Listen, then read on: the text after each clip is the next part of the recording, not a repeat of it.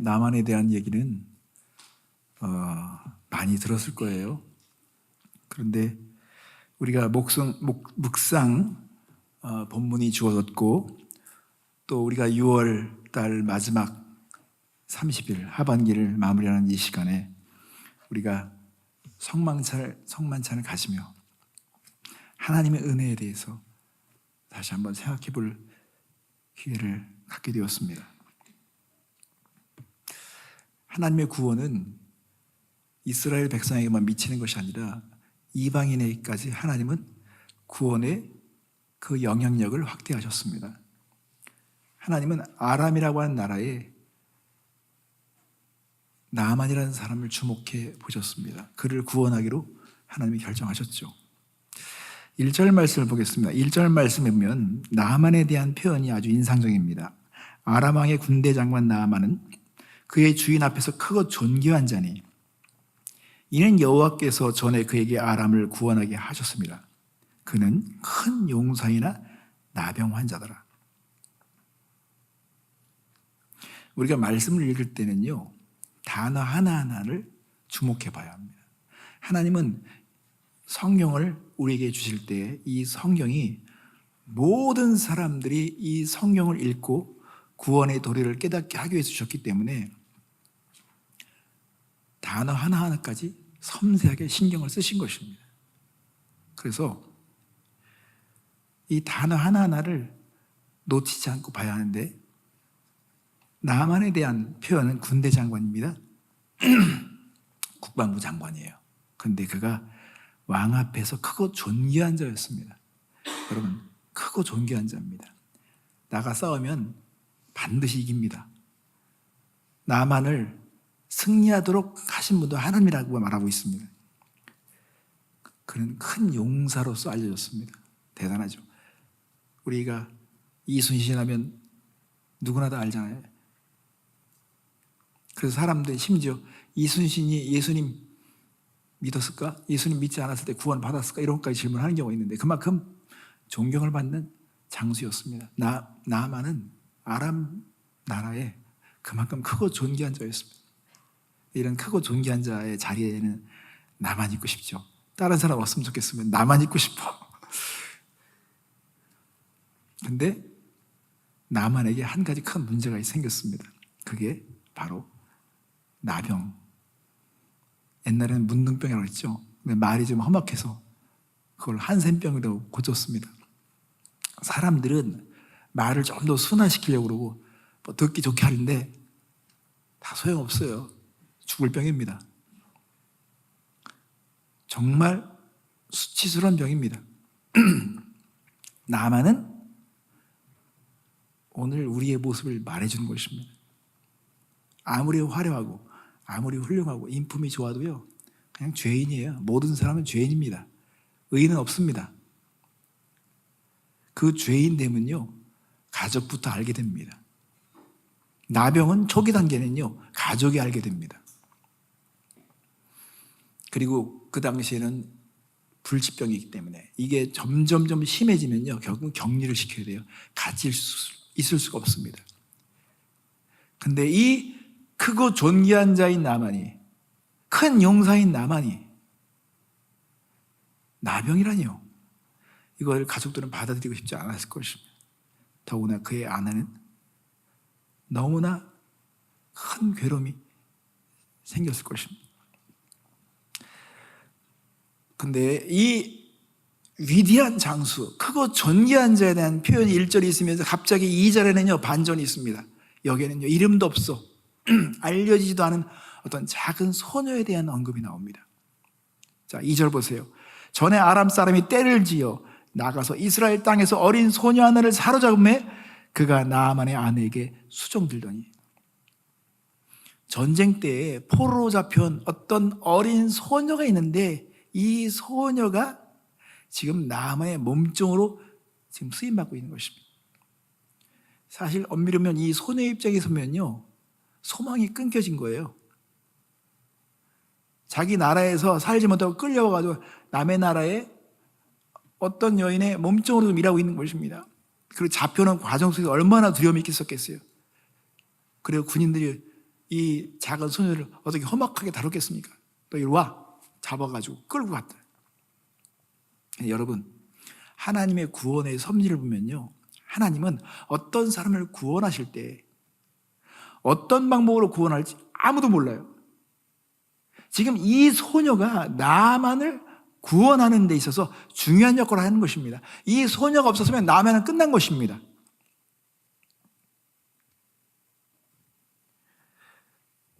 그래서 이름도 없고 빛도 드러나지 않는 상황에서도 하나님은 어떤 목적을 성취하기 위해서 작은 사람, 사람에게 무시되는 사람까지도 사용하시는 것입니다. 근데 나만의 아내가 이 소녀와의 경험을 보면서 이 소녀가 얼마큼 신뢰를 받을 만한지를 우리가 말씀을 통해서 알 수 있습니다. 어떤 사람이 얘기하면요, 듣지도 않아요. 믿지도 않아요. 성실하지도 않고 늘 거짓말만 하고 항상 사람을 이용하려고 하죠. 근데 이 소녀는 달랐던 것을 알 수가 있습니다. 3절 말씀이면 이 소녀가 나만의 아내의 괴로움을 알게 됐습니다. 왜냐하면 몸종이니까 같이 붙어 있으니까 이 나만의 아내가 어떤 고민을 하는지를 체감한 거예요. 그러니까는 이 소녀가 그 나만의 아내에게 얘기합니다. 3절 말씀. 그의 여주인에게 이르되 우리 주인이 사마리아에 계신 선지 앞에 계셨으면 좋겠나이다. 그가 그 나병을 고치리이다. 이렇게 말했다는 것입니다. 여러분, 우리는 이 소녀의 말을 들으면서 또 한 번 놀라는 게 있습니다.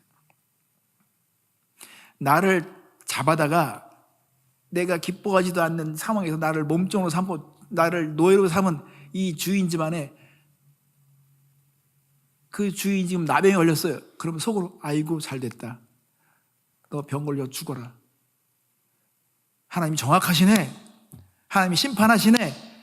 이렇게 생각할 수도 있어요. 그런데 하나님의 남은 자들은, 하나님께 선택받은 자들, 하나님을 경외하는 자들은 그렇게 생각하지 않습니다. 그냥 사람이 불쌍한 거예요. 그러니까 딱 떠오르는 게 엘리사 선지가 떠오르고 나병을 고쳐주고 싶은 마음이 있는 거예요. 그러니까 그 주인에게 말하는 거예요. 우리 주인님이 이스라엘에 있었으면 좋았을 거였어요. 거기에 엘리사 선지가 있는데 그 선지를 만났으면 분명히 고침 받았을 것입니다. 이렇게 말했다는 것입니다. 여러분, 우리는 어떤 상황에도요, 하나님이 보실 때 사람을 사랑하고 긍휼을 베풀려는 마음을 잘 살아야 합니다. 그런 사람을 사용해서 구원의 역사를 베푸십니다. 작은 소녀라도 상관없어요. 하나님이 쓰시겠다면 쓰시는 그 큰 역사를 이루십니다. 이 소녀의 그 말 한마디가 신뢰를 받을 수 있는 것은요, 그의 삶이 신뢰를 받았기 때문인 것입니다.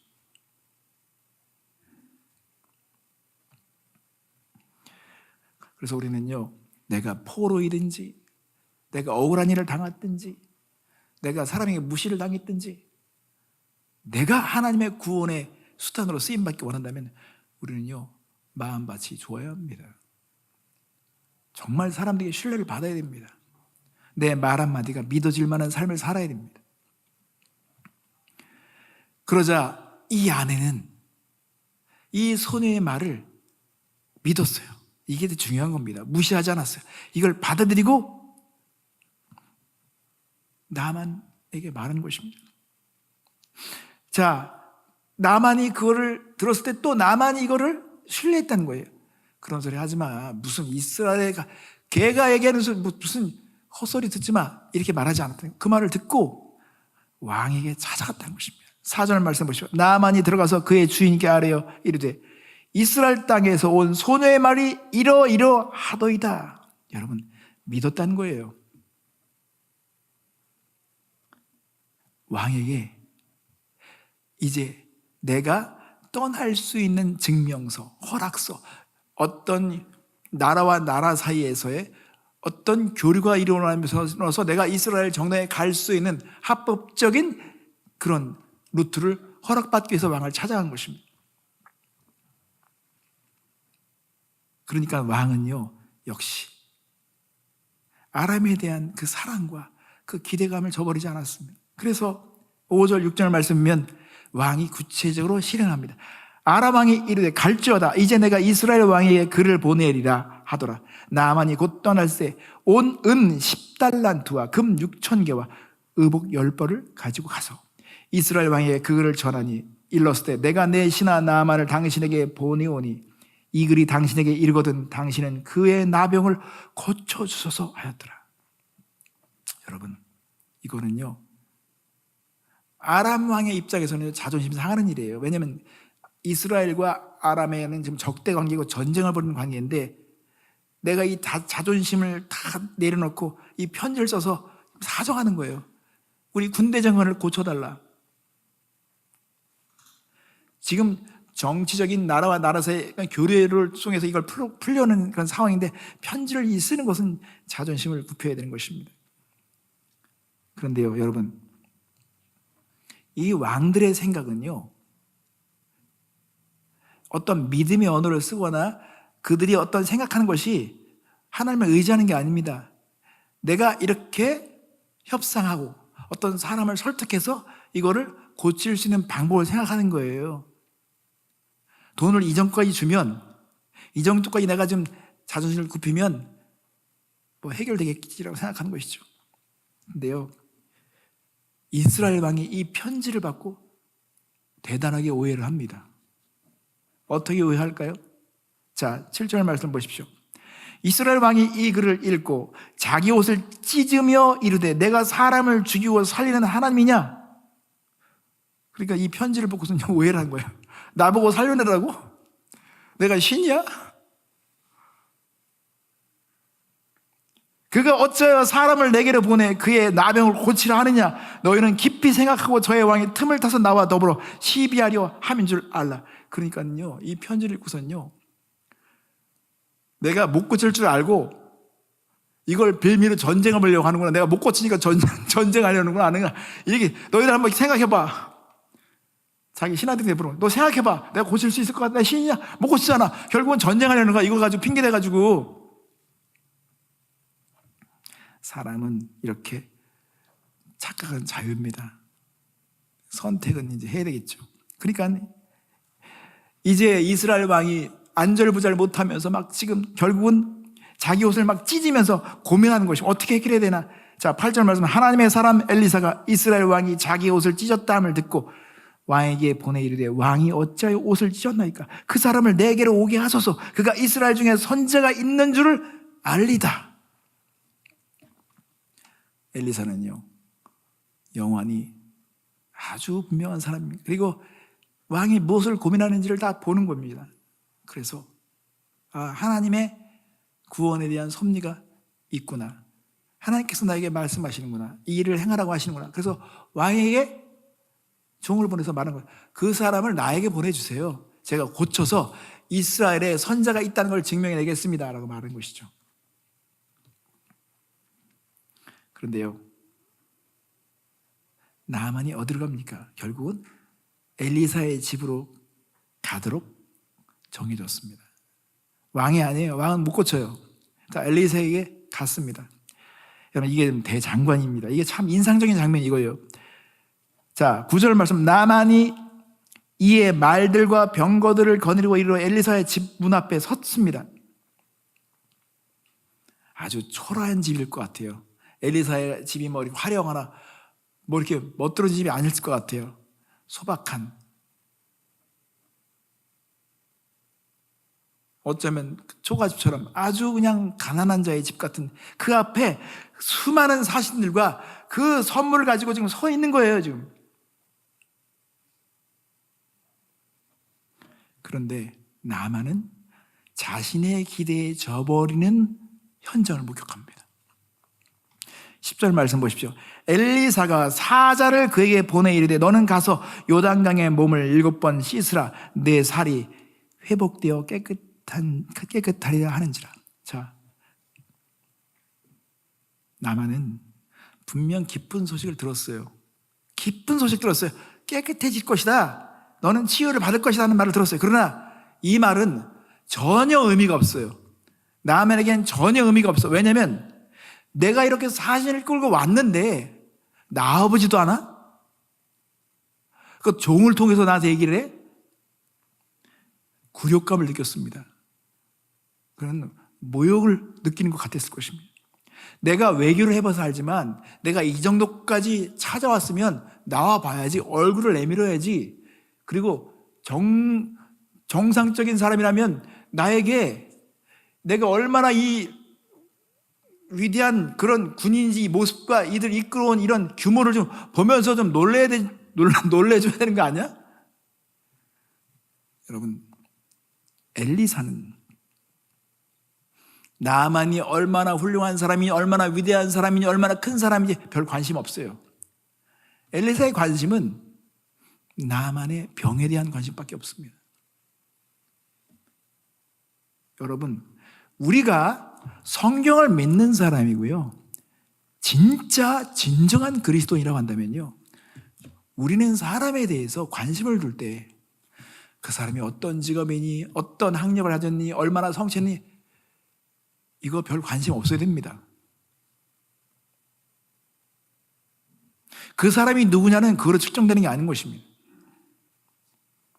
저는 그렇습니다. 이 땅에 어느 목사님도 부러워한 적이 없습니다. 어떤 교회가 얼마나 많이 모였네? 부러워한 적이 없어요. 지금도 마찬가지입니다. 중요한 것은요, 나와 함께 살고 나와 함께 믿는 사람들의 그 마음 가운데 제가 가지고 있는 마음을 가졌으면 좋겠다는 마음뿐입니다. 사람은 죄인이에요. 이렇게 말해서 죄송합니다. 사람은요, 양치질만 안 하면 누구나 다 입에서 냄새납니다. 나는 냄새 안 나. 절대 그렇지 않아요. 다 죄인입니다. 조금만 씻지 않으면요, 구멍이라는 구멍에서 다 이상한 물체가 나오는 게 우리의 존재인 것입니다. 이게 성경에서 보면 죄인이라고 말하는 거예요. 그러니까 의의는 없습니다. 엘리사는요, 그가 어떤 규모로 찾아왔든지 관심 없어요. 너 나병 환자야. 나병 곧 내가 고쳐주고 싶어, 너. 그렇지만 이걸 고치기 전에 하나님이 확인하기를 원하는 게 있어요. 그 확인하기 원하는 게 뭐냐면, 나만 안에서 들고 일어나는, 마치 이렇게 우리가 설거지통이 탁 가능했으면 위에 맑은 물이기 때문에 딱 보이잖아. 탁 건드리면 밑에서 막 올라오는 것처럼, 죄인은 어떤 상황이 되면 그의 거만한 마음들, 그의 본성들이 막 드러나게 되어 있습니다. 자, 여러분, 11절 말씀 보십시오. 나만이 노하여 물러가며 이르되, 내 생각에는 그가 내게로 와서 서서 그의 하나님 여호와의 이름을 부르고 그의 손을 그 부위에 흔들어 나병을 고칠까 하였도다. 이게 나만이 가지고 있는 시나리오예요. 아람에서 떠날 때부터 이 시나리오를 가지고 왔어. 이렇게 되겠지, 이렇게 만나주겠지, 이렇게 돼서 나를 고쳐주겠지. 이게 나만의 생각이에요. 나만이 가지고 있는 그의 시나리오였습니다. 여러분, 그런데 이게 지금 어긋난 것입니다. 내가 그렇게 대우를 받지 못하고 있는 것입니다. 그러니까 모욕감을 느꼈습니다. 야, 가자. 더 이상 볼 일 없어. 가자. 분노하고 있습니다. 내가 이렇게 무시를 당하다니. 여러분, 사람들은요, 되게 어리석습니다. 하나님이 너무 쉽게 해주면 또 쉬운 대로도 불만이에요. 아니, 뭐 40일 금식 기도라고 하라고 한 것도 아니고, 먹어서 올라갔다 막 굴러서 몇 번 굴러라는 것도 아니고, 그냥 더러운 거 가서 씻으라고 얘기한 거가 이거보다 쉬운 게 어디 있습니까? 그런데 사람들의 이 종교성은 되게 어리석습니다. 뭘 고칠 때요, 의식이 막 뻑적지고 화려해지길 원해요. 그러니까 여러분, 캐톨릭이 그래서 부패한 것입니다. 캐톨릭이 그래서 사람들이 속은 거예요. 말씀을 모르는 사람들에게요, 자꾸 화려한 의식을 가지고 사람을 속이는 것입니다. 뭔가 화려해 진짜 같아요. 그러니까 여러분, 제가 한국에서 선물을 저한테 사가지고 온 사람들 봤었는데 포장지가 왜 이렇게 화려해? 근데 먹었는데 죄송합니다, 못 먹었습니다. 하나 먹고 안 먹었어요. 먹을 수가 없어요. 이렇게 비싼 걸 사왔는데 왜 먹지 못할 것을 만들어? 그러니까 내용은 사실 싸구려하고 똑같아. 그러면 포장지를 막 하면 사람들 뭔가 있을 것 같아. 이런 것처럼 포장지에 속는 것처럼 종교의 어떤 이런 화려한 포장에 뭔가 의식이 막 화려하면 사람들 뭔가 있을 것 같아. 대단한 것 같아. 그게 인간의 어리석은 것입니다. 하나님은요, 나만을 섬겨주기 위해서 복잡한 거 요구하지 않은 거예요. 복음의 요구가 이런 것입니다. 예수를 믿어라. 너와 내 위에 구원을 얻을 것이다. 이렇게 너무 간단하면 안 믿으려고, 너무 간단하면 가짜 같아. 이게 이제 우리의 연약함이죠. 나만은 엘리사의 말을 심각하게 오해했습니다. 요단강과 아람 땅에 있는 강의 차이를 느끼지 못했습니다. 왜 요단강에서 있으라고 했는지를 그냥 이해하지 못했습니다. 나만이 그랬죠. 야, 이런 구정물 같은 요단강에 날 씻으라고? 우리 아람 땅에는 물이 흐르는 신선한 강이 많은데 왜 여기서 내가 씻어야 되는 거야? 이왕이면 내가 씻으려면 더 프레시한 강에 씻을 수 있는 강이 많은데 왜 여기 내가 여기 와서 요단강에 씻으라고? 그것도 7번이나 씻으라고? 야, 가자. 이게 우리의 자존심이죠. 이게 우리의 거만한 태도입니다. 우리의 생각에서 이런 생각들이 나오는 것입니다. 세상 사람들은 그래서요, 복음을 믿지 않는 이유가 있어요. 어리석어 보입니다. 그래서 12절 말씀에 남아있는 말, 다메섹강 아바나와 바르바는 이스라엘 모든 강보다 낫지 아니하냐. 내가 거기서 몸을 씻으면 깨끗하게 되지 아니하랴 하고 몸을 돌려 분노하고 떠났던 것입니다. 여러분, 나만은요, 두 가지 문제를 해결했어야 됩니다. 하나는요, 그가 자존심에 대한 문제를 그가 해결받아야 합니다. 자존심, 이게 참 문제예요. 또 하나는 자신 안에 이 나병을 고치고자 하는 그런 정말 행위를 무엇인지 하려고 해야 한다는 것입니다. 이건 안 할 거야. 이건 내 자존심 허락되지 않아. 그래서 우리는 예수를 안 믿는 거예요. 예수를 못 믿는 것입니다. 그래서 사도 바울은요, 그래서 얘기한 겁니다. 유대인들은 항상 표적을 구하죠. 표적을 보여줘야 돼. 헬라인들은 항상 지혜를 찾죠. 그러니까는 고린도전서 1장 22절 23절 말씀에 유대인은 표적을 구하고 헬라인은 지혜를 찾으나 우리는 십자가에 못 박힌 그리스도를 전하니 유대인에게는 꺼리끼는 것이요 이방인에게는 미련한 것이로되 오직 부르심을 받은 자들에게는 유대인이든지 헬라인이든지 그리스도는 하나님의 능력이요 하나님의 지혜니라 하고 선하는 것입니다. 그러니까 하나님께서 선택하시고 부르시고 구원하기로 작정한 사람들은 예수 그리스도가 하나님의 능력이고 하나님의 지혜인 걸 깨닫죠. 그렇지 않으면요, 다 미련하게 보인다는 것입니다. 아니, 그게 말이 돼? 메시아가 십자가에 죽어? 그것도 그걸 믿으라고? 여러분, 요단강이 왜 중요한지를 모르기 때문에 하는 소리죠. 예수의 보혈이 왜 중요한지를 몰라서 하는 소리인 것입니다.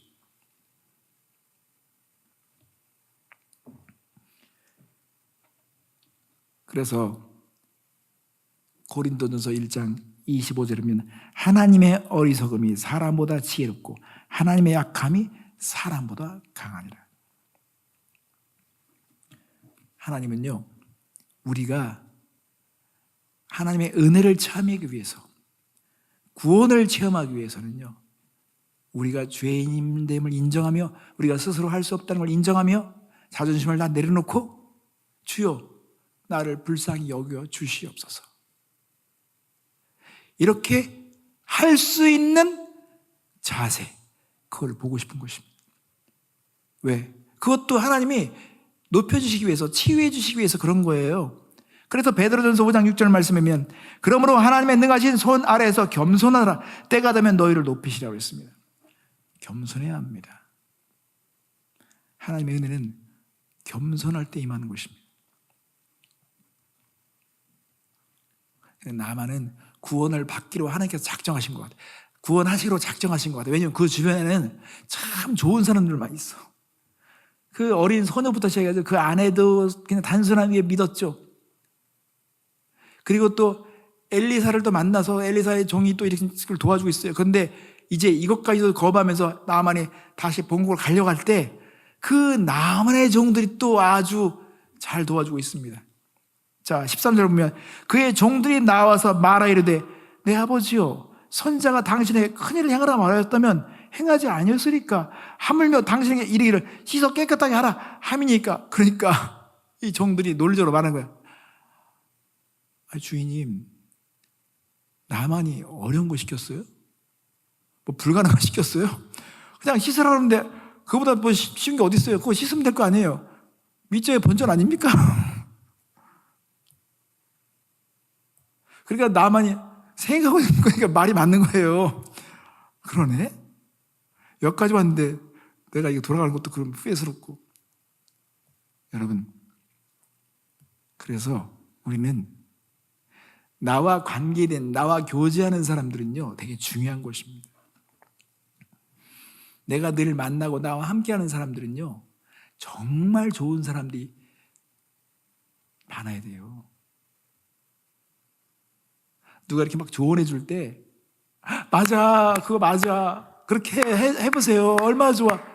정말 그 사람을 위하는 사람, 잘되게 원하는 사람, 영역이 잘되게 원하는 마음으로 도와주려고 말을 하더라도 정말 믿을 만하게 하고 신뢰받을 만하고 그러면 얼마나 좋겠어요. 그런데 소용없어, 나 다 해봤어, 이런 사람이 있으면요 같이 망하는 것입니다.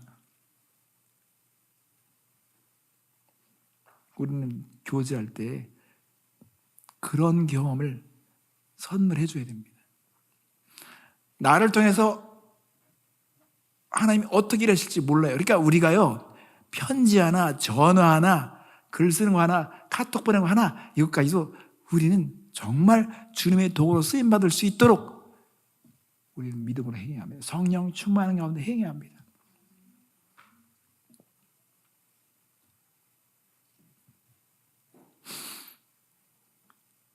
이제 결론을 맺습니다. 14절 말씀 보십시오.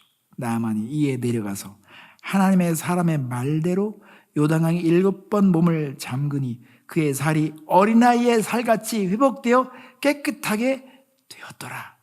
아멘.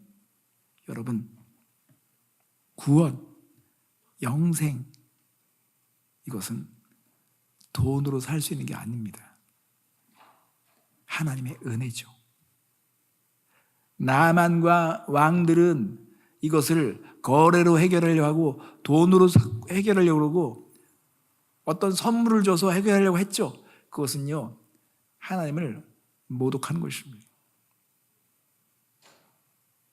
하나님의 은혜는 우리가 겸손할 때, 낮출 때 찾아오는 것입니다.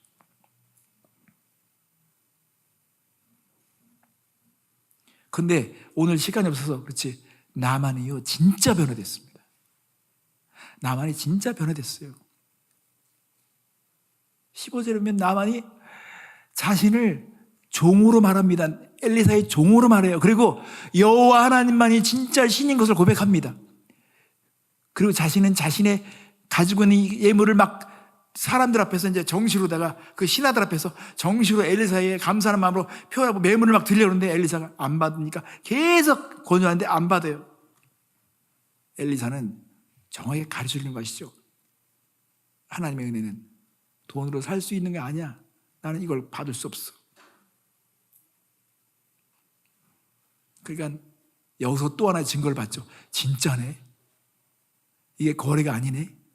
은혜는 그냥 공짜로 받는 것이네. 이런 거를 나만의 삶에서는 경험한 적이 없습니다. 다 딜이죠. 그러나 진짜 은혜를 경험한 거예요. 그래서 엘리사에게 말합니다. 내가 나의 나라 가서 하나님께 번제를 드릴 것입니다. 예배할 것입니다. 근데 한 가지만 이해해 주세요. 용서해 주세요. 뭔데? 내가 섬기는 왕은 우상을 섬기는데 그가 우상하게 저럴 때 내 옆에서 뻗어져 있으면 오해하고 막 혼란스럽을 것 같으니까 나도 같이 도와줄 텐데 요거는 용서해 주세요. 이게 초신자들이 할 수 있는 거예요. 초신자들이 믿음이 약해가지고 우상에 꾸벅꾸벅 저 제사 드리고 그럴 때가 있잖아요. 그거는 용서해 달라고 하는 거예요. 근데 물론 신앙이 성장하면서도 담대함이 생기고 버티는 힘이 생기겠지만 이만큼 나만이 그런 것 가지고 신경 쓰면서 엘리사에게 요청하는 거예요. 용서해 주세요. 내가 그럴지도 모르겠어요. 성도 여러분, 우리는 2024년이 시작된 지 얼마 되지 않은 것 같은데 6월달에 훌쩍 지났어요. 세월은 나의 속도만큼 빨리 지나간 것입니다. 지금은요, 저의 느낌은요, 일주일이라는 단위가 그냥 하루처럼 빨리 느껴질 정도로 엄청나게 빨리 가는 것 같아요.